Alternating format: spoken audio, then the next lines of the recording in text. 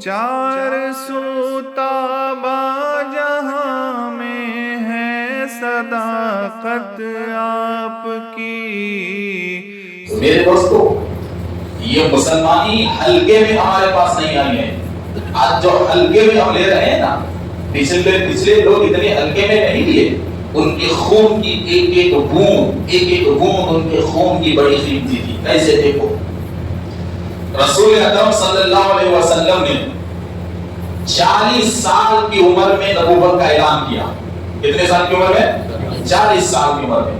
اور یہاں ایک عقیدہ ذہن میں رکھ لو کہ میرے نبی وجود میں سب سے پہلے، نزول میں سب سے آخر۔ بات سمجھ میں نہیں آئی تو سنو، بول رہا ہوں۔ رسول اللہ صلی اللہ علیہ وسلم پیدا ہونے میں سب سے پہلے اور آنے میں سب سے آخر، آنے میں سب سے آخر۔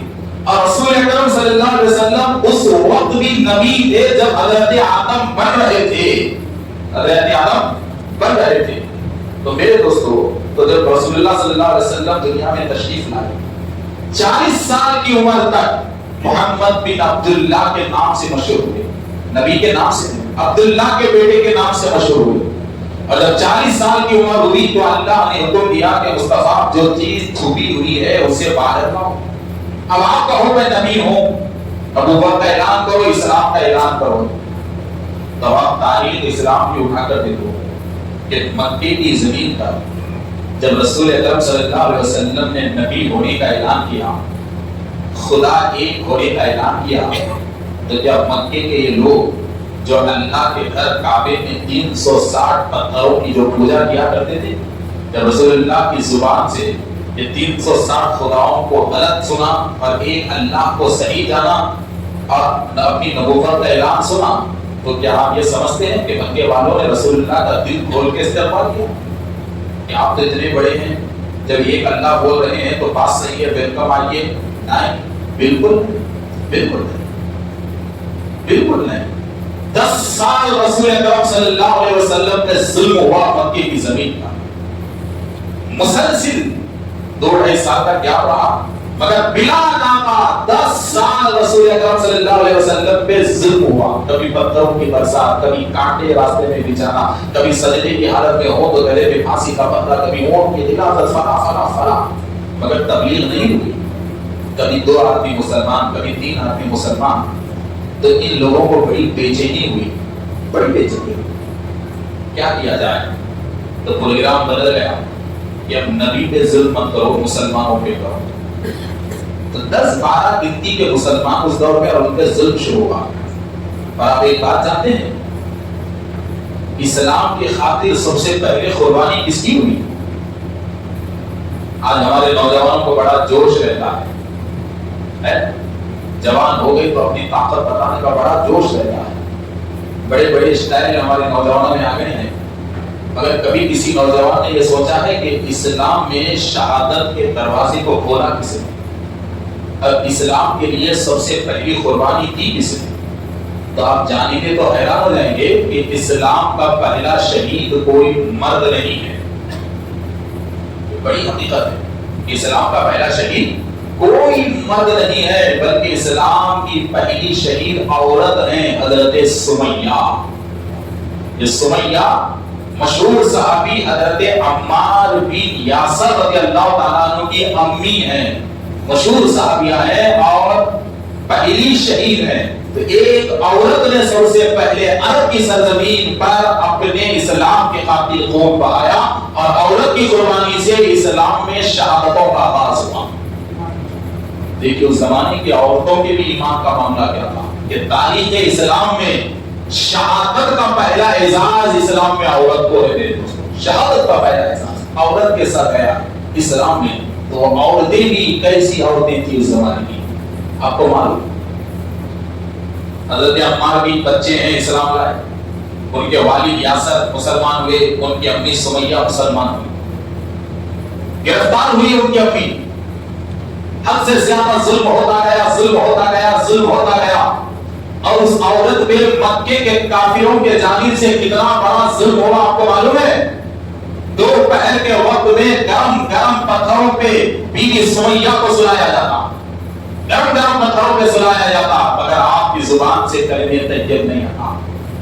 ظلم کی انتہا یہ نہیں کہ لوہے کا لباس، لوہے کا جاکٹ آپ کو پہنا کر گرم گرم پتھروں پہ سلا دیا گیا کئی دن تک، مگر پھر بھی لا الہ الا اللہ کا گرد آپ کی زبان پر جاری رہا۔ تو جب ان ملعونوں نے، ابو جہل، ابو لہب جیسے ملعونوں نے جب ایک عورت کی یہ ہمت کو دیکھا تو بڑے حیران ہو گئے، اس لیے کہ مکے میں، عرب میں عورت اب تک کمزور سمجھی جاتی تھی، عورت ناقص سمجھی جاتی تھی، عورت بیکار سمجھی جاتی تھی، عورت کو غلام سمجھا جاتا تھا، عورت کو معمولی چوٹی عرب کا مرد سمجھتا تھا، اور عرب کا یہ قانون تھا کہ عرب کی عورت دور جہالت میں مرد سے نظریں ملا کے بات نہیں کر سکتی تھی، مگر عرب کے کفار یہ دیکھ کے حیران ہوئے کہ یہ کیسا اسلام ہے جو ایک کمزور عورت کو ظلم سہنے کی اتنی زیادہ طاقت دے رہا ہے کہ بڑے سے بڑے سورما اس عورت پہ ظلم کر رہے ہیں، مگر اس کا نازک جسم اس کے ظلم کو برداشت کرتا جاتا ہے، برداشت کرتا جاتا ہے۔ عرب کے کافر حیران ہو گئے کہ یہ کون سا کلمہ ہے کہ اس کا نازک جسم اتنا ہمت والا بن گیا، آخر یہ کون سا دین ہے کہ ایک عورت عرب کے سورموں سے ٹکر لے رہی ہے، ان کے قول کو برداشت کر رہی ہے،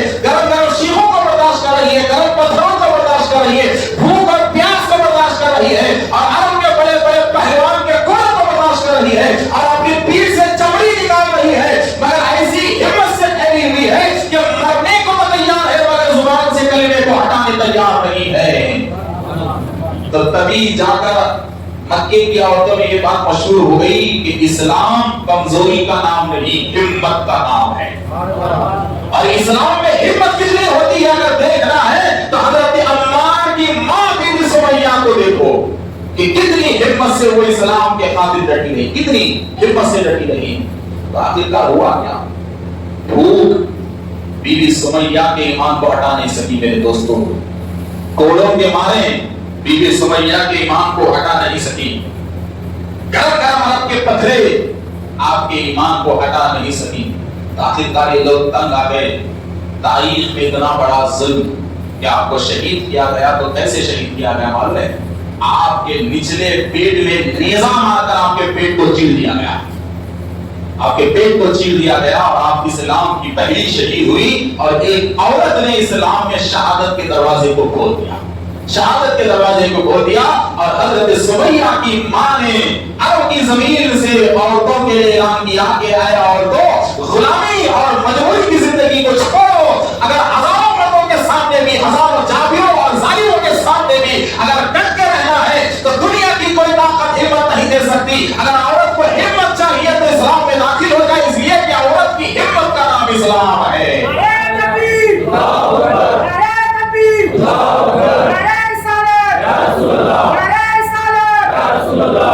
تو ساری اور مرد حیران ہیں عمار کی والدہ پہ کہ یہ کیسی ہمت بتا کے چلی گئی، ایسی ہمت بتا کے چلے گئی۔ ارے عمار کی امی کے زبان پر جو کلمہ تھا، اس نہتی عورت کے کلمے نے عرب کے بڑے بڑے سورموں کو ہرا دیا۔ ارے کافر زندہ رہ کر بھی ہار گئی، اور بی بی سمیہ شہید ہو کر بھی زندہ جاوید ہو کر جیت کے نکل گئی، اور وہ اپنی بازی میں کامیاب ہو گئی، بازی مار کے وہ نکل گئی۔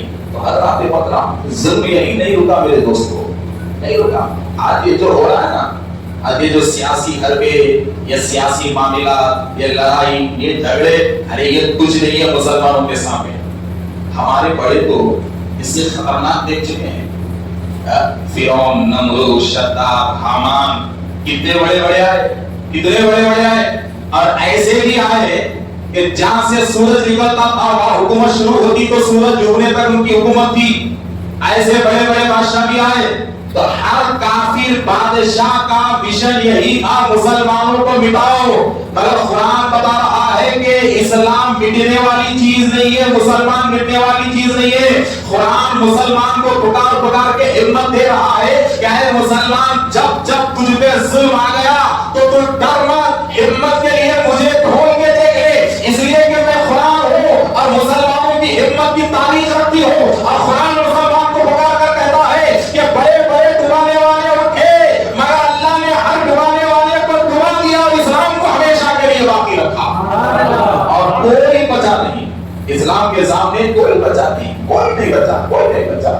اسلام ہی بچا، مسلمان ہی بچا، اور آخری اور فائنل نتیجہ بھی یہی رہے گا کہ ہم رہیں گے، تم نہیں رہیں گے، یہی فائنل نتیجہ ہے۔ تو حضرات محترم، تو اب آ گیا ہو ایک عورت کو اتنے دردناک طریقے سے شہید کیا گیا، تو ظلم نہیں رکا، ظلم اور بڑا اور ظلم بڑا۔